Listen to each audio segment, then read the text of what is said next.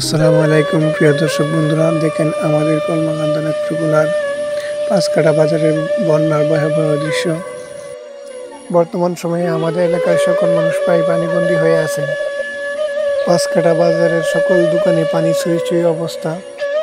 সকল ক্রেতা বিক্রেতা নৌকা দিয়ে বাজারে আসছেন এবং পণ্য ক্রয় এবং বিক্রি করতেছেন। বর্তমান সময়ে আমাদের এলাকার বন্যার পানি বিপদ সীমার অনেক উপর দিয়ে অতিক্রম করতেছে।